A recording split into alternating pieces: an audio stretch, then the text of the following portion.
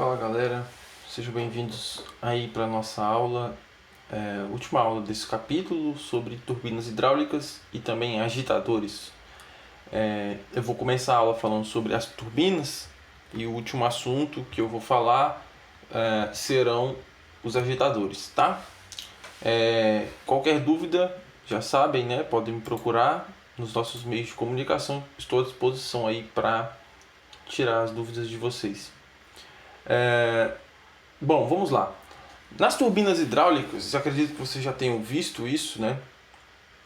A água que é utilizada para acionar essas turbinas, ela fica em um reservatório, em geral, mais elevado, né? Ou seja, esse reservatório vai proporcionar a essa água, né, maior nível de energia potencial para ser utilizado nas turbinas. Esse é o princípio de funcionamento, né, para a turbina. Então essa água ela é vazada por um canal onde se aloca uma turbina hidráulica. Então essa água é utilizada para acionamento de uma turbina que fica posicionada em geral nessa região inferior e claro, né, aqui a água vai seguir o seu fluxo. Então é isso. Aqui um esquema de funcionamento de uma hidrelétrica, né? A água represada ela vai entrar por um canal, né, num dique, vai descer e acionar aqui um gerador, né, a turbina, como eu falei, acabei de falar. Bom, o que acontece é a pressão e ou a velocidade da água na saída são menores do que na entrada da turbina. E aí o que acontece é essa água simplesmente desce, passa pelo gerador e depois é dispensada aqui, ó, tá? Na parte inferior desse canal, certo? Bom, segundo o autor Ren ali do ano de 2018, existe uma capacidade instalada para geração elétrica por meio dessa fonte, né, a fonte hidrelétrica no Brasil, lá no ano de 2010, de 80 mil megawatts aqui, né? Com uma produção anual de cerca de 400 gigawatts-hora, que naquele momento representava quase 75% da energia total, né? Levantamentos mais recentes aí apontam que o potencial hidrelétrico brasileiro chega aí em algo em torno de 263 mil megawatts, né? Então o Brasil ainda tem um potencial grande e utiliza muito das suas matrizes energéticas e elétricas, né, principalmente a matriz elétrica, essa fonte hídrica, certo? Então nós vemos ali ainda cerca de 60%, diminuindo até ao longo dos últimos anos, essa fonte sendo utilizada. É claro que é uma fonte que muitas vezes é questionada por conta dos impactos ambientais, principalmente no tocante à sua instalação, né, quando a planta vai ser ali instalada, durante a sua construção, melhor dizendo, né? E são impactos praticamente irreversíveis, né? Você vai retirar fauna, flora, alagar uma certa quantidade de área, então acaba causando alguns impactos, mesmo sendo uma fonte renovável, né? Que aparentemente não polui o ambiente, mas acaba ocasionando algumas alterações à paisagem, né? E claro, como eu falei, a fauna, flora e outras coisas ali na região onde vai ser instalada, né? Bom, falando das usinas hidrelétricas, claro que se eu vou gerar energia elétrica em uma instalação de uma usina, eu preciso ter um elemento que vai acionar um gerador elétrico, né, para que ele faça esse trabalho de conversão de energia. Nesse caso da hidrelétrica, você tem um dispositivo que aciona o gerador elétrico chamado de turbina hidráulica. E vou falar aqui dos 3 principais tipos de turbinas hidráulicas que existem, tá? Aqui tem uma animação, deixa eu mostrar para vocês.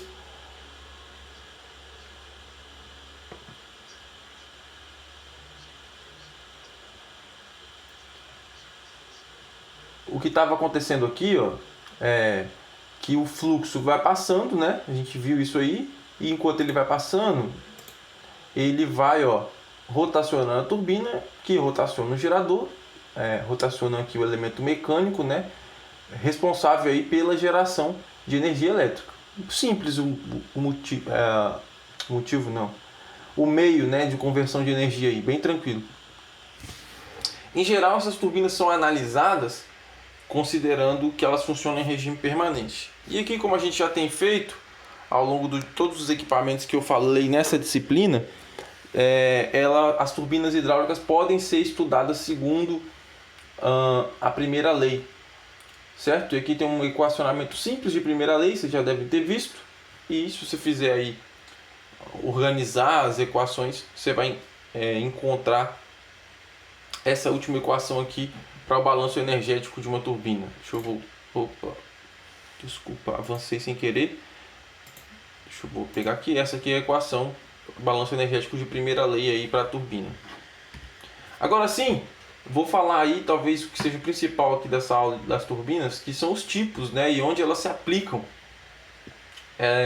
Elas são classificadas, essas turbinas hidráulicas, segundo o formato das pás ou hélices, né, e são os 3 principais tipos. O tipo Pelton, Francis e Kaplan, tá? Esse aqui é o tipo Pelton. Ela é bem peculiar, né, bem fácil de ser identificada porque ela tem as suas pás são em formato de concha, certo? E também existem esses jatos que são usados para acionar essas pás. Vou falar com mais detalhes depois. Aqui é turbina Francis, esse é o tipo de rotor, certo?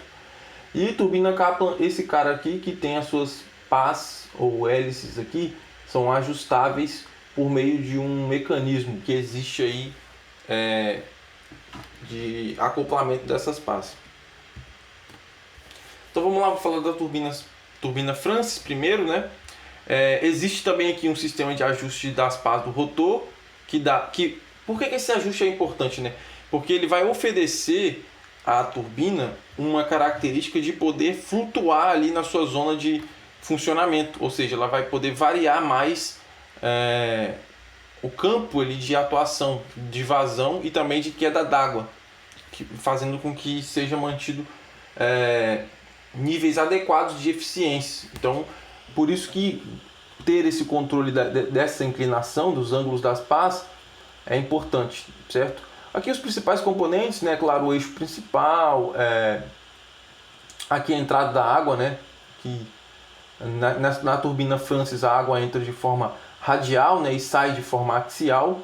Aqui a carcaça, né? Claro, aí são os principais meios.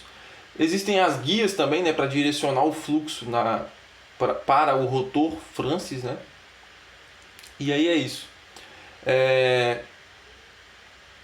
A operação aí de maior eficiência para as turbinas Francis está aí nessa faixa de alturas, né, dos reservatórios de queda de 45 a 400 metros e vazões que vão de 10 a 700 metros cúbicos por segundo. Como ela tem essa questão de se adaptar a essas variações, elas são versáteis e são mais utilizadas em hidrelétricas. Elas apresentam eficiências na conversão de cerca de 90%. Vou mostrar para vocês aqui. Essa aqui é a mesma animação lá do início, né? Mas eu vou repeti-la aqui para vocês, onde nós vemos aqui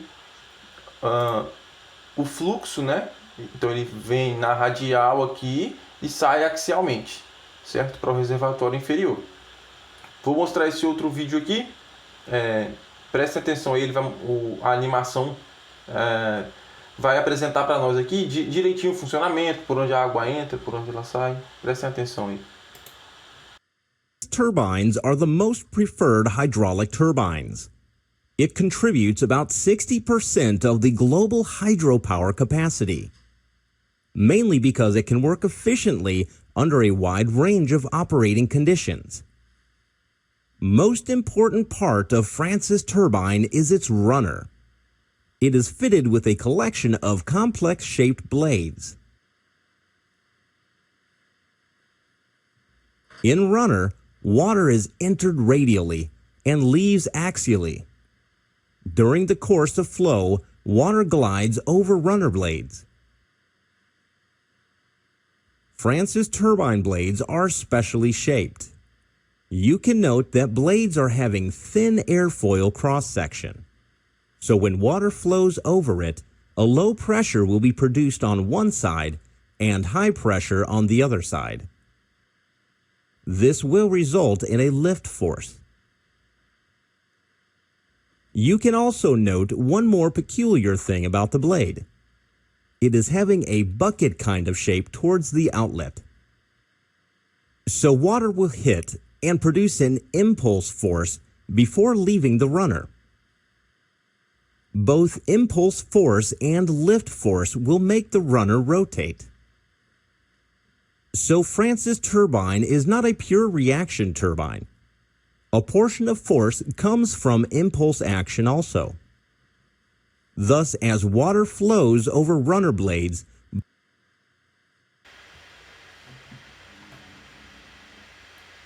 então, galera, o vídeo tava aí, a animaçãozinha tava em inglês, né? Mas acho que deu para entender. Ele mostrou a entrada e a saída do fluxo, né? A entrada radial e a saída axial. Ele mostrou que as pás de um rotor Francis tem uma estrutura, uma geometria complexa e que devido a essa geometria, quando o fluxo de água ele passa ali por meio das pás, né? Cria uma zona de baixa e uma zona de alta pressão, e essa diferença cria uma força de arrasto e também uma força ali de impulso, né? E essas forças que fazem o rotor ter um movimento de giro. Basicamente foi isso aí, certo? Então vamos seguir aqui. Aí, vou falar agora da turbina Kaplan, tá? É o segundo tipo de turbina que eu vou comentar aqui. Aqui, essa turbina, deixa eu ligar de novo aqui o apontador.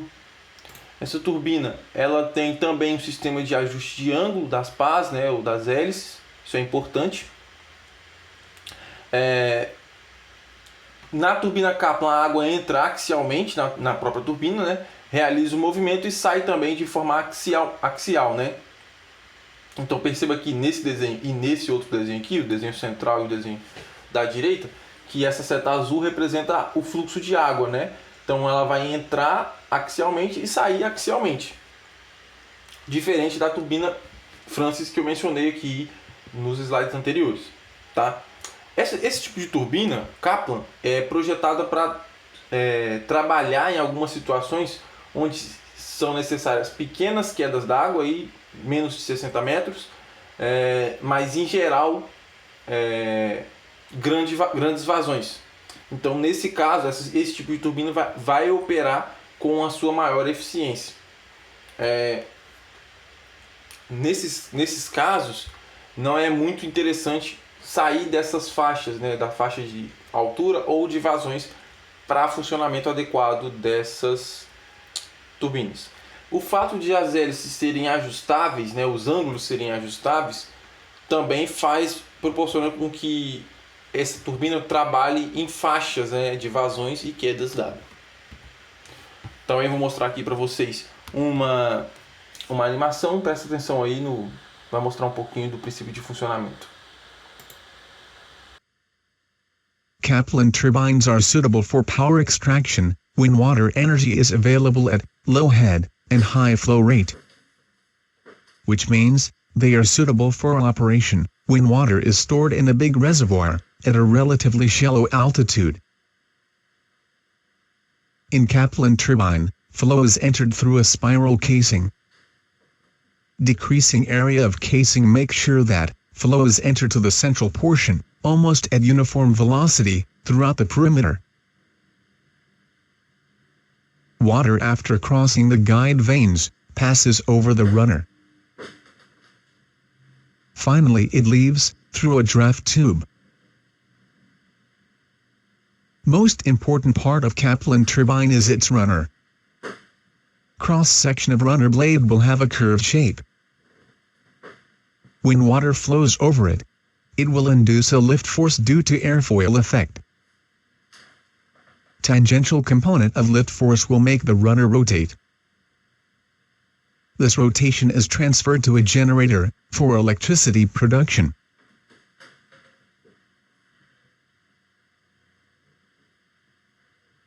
Kaplan turbines are axial flow machines where absolute velocity of flow is parallel to axis of turbine. Water is precisely made to pass through runner blades, with help of a shroud. Power demand may fluctuate over time.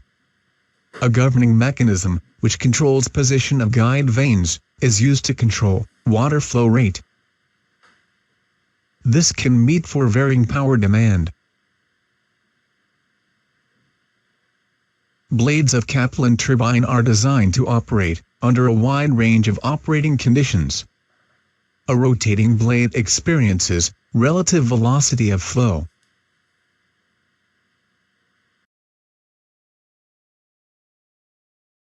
O que acontece? Ele estava mostrando aqui o ajuste das pás que eu mencionei para vocês e também,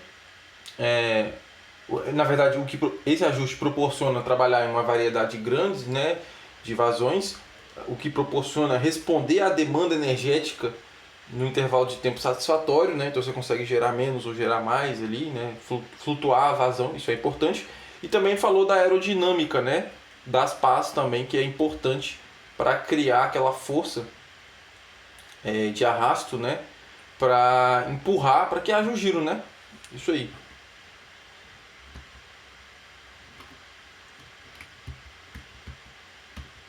Aí. Turbina Pelton é o último tipo de turbinas aqui que eu vou mencionar para vocês. Como eu falei, é bem característico, né? Fácil de reconhecer, porque por causa dos formatos, né, das suas pás, formato de concha. Ela é instalada nessa posição, né? Aqui está o rotor. Nós temos aqui como característica a presença de um bocal, né? Um injetor, algo que vai jatear a água nas pás, né? Então a gente vê aqui nessa imagem, para poder proporcionar ali com a colisão desse jato a pá, o giro da turbina. As turbinas Pelton podem possuir 1, 2, 4 ou 6 jatos de água, né? E o bocal ainda pode possuir uma válvula estranguladora do tipo agulha, para que haja ajuste na vazão, né? Esse tipo de turbina são utilizadas aí em situações que apresentam pequenas vazões com grandes quedas d'água, né? A faixa de operação aí é entre 350 e 1.100 metros de queda. E aqui também nós temos uma animação, eu vou colocar para vocês verem aí.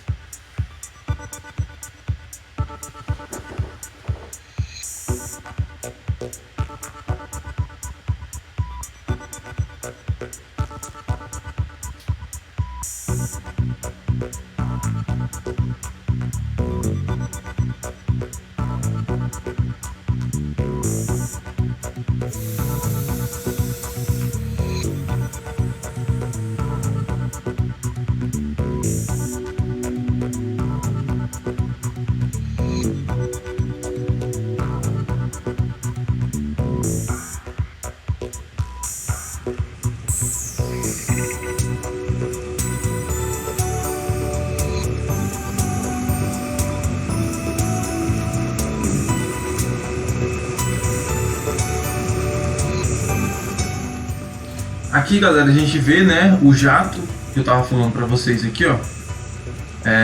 Aqui aí nós temos 6, né, jatos que proporcionam ali o giro, né, a essa turbina. Então eu posso controlar esse fluxo, né, a intensidade desses jatos para controlar o giro da turbina, certo? Então isso é uma coisa interessante, né? Um tipo de turbina diferente dos outros aí que eu mencionei. É uma característica peculiar, por isso ela é bem fácil de ser identificado, né? O tipo de turbina.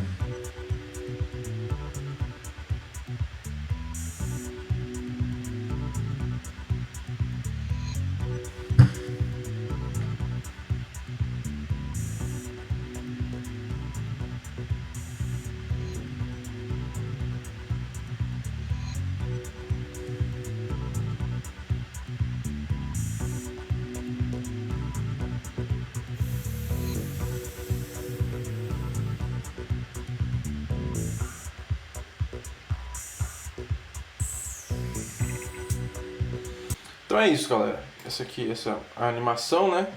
Acho que deu para entender aí como é que funciona, certo? Aqui é um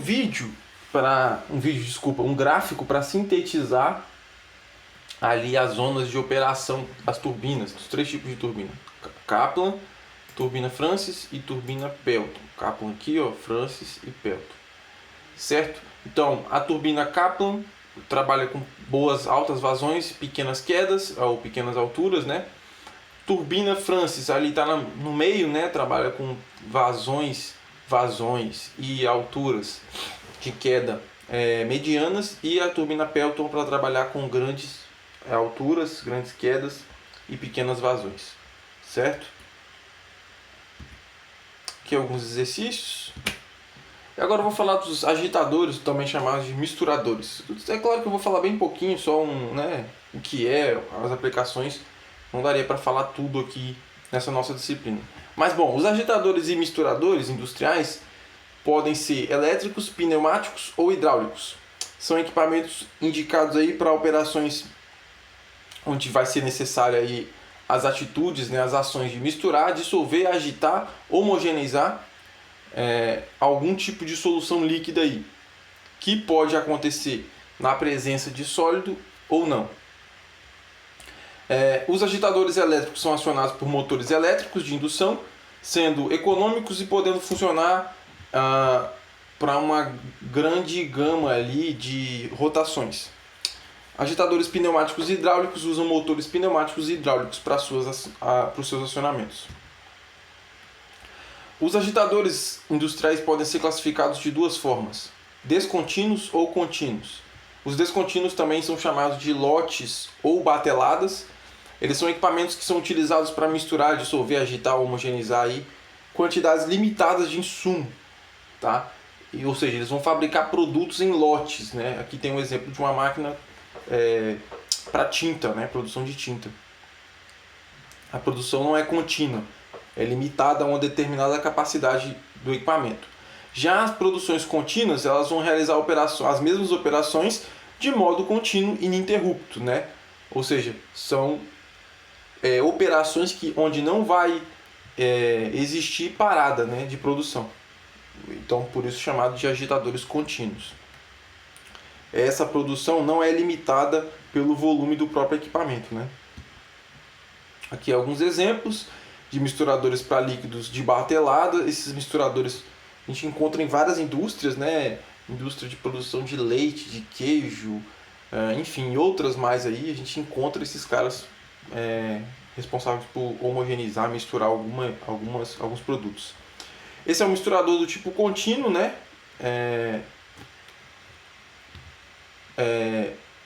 Para líquidos e sólidos. Deixa eu mostrar aqui para vocês essa animação.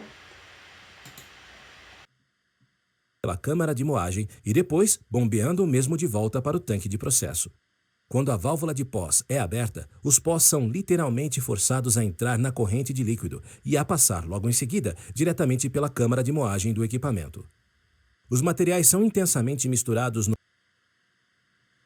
Então a gente tem aí o misturador responsável, né, aqui nesse caso, da mistura de um pó, né, com algum fluxo aqui de líquido ou ar, certo?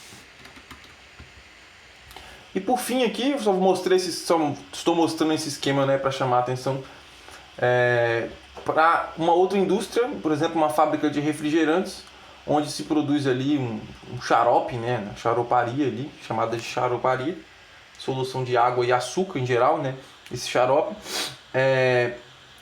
E aí nesse caso os misturadores são essenciais, produções de várias bebidas, refrigerantes, sucos e outros mais, processo de agitação, mistura, de solução, enfim, outros mais são muito comuns, né? Então aqui a gente tem um esquema de uma planta dessa, desde a captação de água, filtração e aí outros processos aqui, né? Mas eu queria chamar a atenção para xaroparia, onde se produz aí a questão do xarope para um refrigerante ou mesmo para um suco, certo? Então é isso, galera, a gente termina a nossa aula, nosso capítulo aqui. Se vocês têm alguma dúvida, por favor, me procurem para a gente poder conversar. E aí é isso. Um abraço, se cuidem e a gente se fala em breve.